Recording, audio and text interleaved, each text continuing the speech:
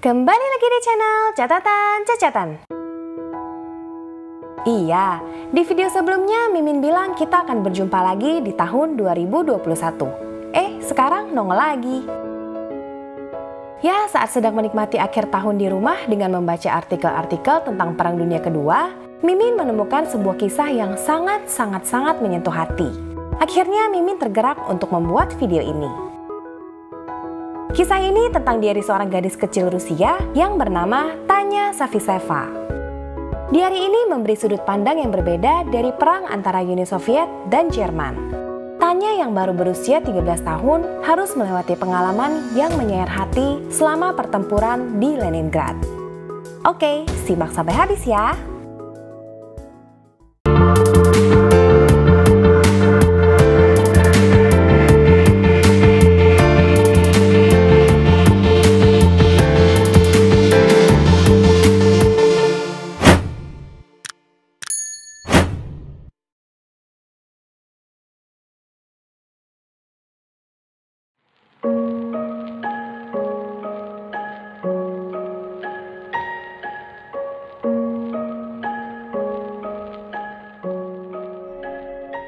Tatiana Nikolayevna Savitseva atau yang biasa dipanggil Tanya lahir pada tanggal 23 Januari 1930 di Leningrad. Tanya adalah bungsu dari 5 bersaudara. Ia memiliki 2 saudara laki-laki yaitu Mikhail dan Leka dan 2 saudari perempuan Zhenya dan Nina. Ayahnya Nikolai Rodionovich Savitseva adalah seorang pembuat roti. Namun ia meninggal saat Tanya masih berusia 6 tahun, meninggalkan ibunya, Maria Savitseva, sendirian membesarkan kelima anak mereka. Awalnya keluarga ini berencana untuk pergi ke pedesaan untuk liburan musim panas pada tahun 1941. Namun ketika Jerman menginvasi Soviet pada 22 Juni, mereka membatalkan rencana tersebut dan memilih untuk tetap di Leningrad. Kecuali Mikhail yang memang sudah pergi dari rumah untuk bergabung dengan para partisan. Keluarganya tidak pernah mendapat kabar dari Mikhail. Mereka menganggap ia telah mati. Keluarga ini bekerja untuk mendukung Tentara Merah. Sang ibu menjahit seragam tentara, Leka bekerja di pabrik Admiralty, Zhenya bekerja di pabrik amunisi, Nina bekerja di pembangunan pertahanan kota. Serta 2 paman terfavorit Tanya yang bernama Vasya dan Lesya bertugas di pertahanan anti pesawat. Sedangkan Tanya sendiri yang saat itu berusia 11 tahun membantu menggali parit anti-tank dan memadamkan bom api. Pada 8 September 1941, tentara Adolf Hitler mengepung kota Leningrad, mengisolasi kota tersebut dari Moskwa. Warga di kota Leningrad harus bertahan sendirian tanpa bantuan dari Tentara Merah maupun Joseph Stalin. Tanya menulis kegiatan sehari-harinya ke dalam sebuah buku diari yang besar dan tebal. Namun ketika musim dingin tiba, Tanya harus merelakan diarinya ini dibakar untuk menghangatkan ruangan dan tubuh keluarganya. Suatu hari, Nina memberikan sebuah buku catatan kepada Tanya. Buku ini berukuran cukup kecil sehingga kalau dibakar pun tidak akan bisa menghangatkan tubuh. Pengepungan ini berlangsung hampir 900 hari. Hari demi hari menjadi semakin sulit untuk dilewati. Ketika persediaan makanan telah habis, begitu pula dengan asa para warga. Kini mereka tidak hanya harus bertahan dari siksaan udara dingin, namun juga kelaparan. Bantuan roti kering yang diselundupkan oleh warga kota lain melalui Sungai Ladoga tidak banyak membantu, namun layak untuk disyukuri. Tanya mulai menulis diari kecilnya pada tanggal 28 Desember 1941. Zhenya meninggal pada 28 Desember 1941 pukul 12 siang.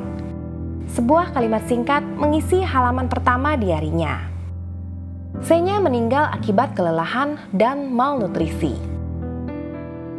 Sebulan kemudian halaman kedua akhirnya terisi. Nenek meninggal pada 25 Januari 1942 pukul 3 di sore hari. Sang nenek meninggal akibat gagal jantung. Ia menolak ketika ingin dibawa ke rumah sakit karena ia merasa rumah sakit telah cukup disibukkan oleh para tentara yang terluka. Pada 28 Februari terjadi pertempuran di Leningrad. Nina yang saat itu sedang bekerja tidak pernah kembali. Keluarga menganggap Nina telah tiada. Namun Tanya menolak kenyataan tersebut.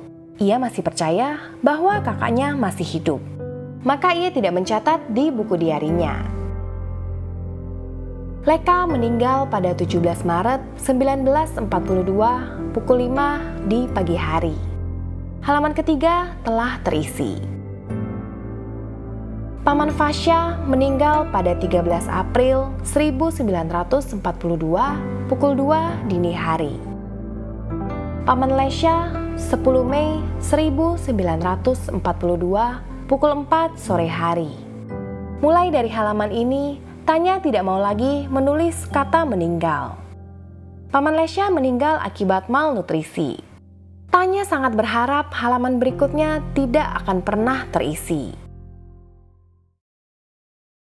Mama pada 13 Mei 1942 jam 7.30 pagi hari. Harapan Tanya telah sirna. Ia menulis satu kalimat yang dipisah menjadi 3 halaman. Keluarga Safiseva telah mati.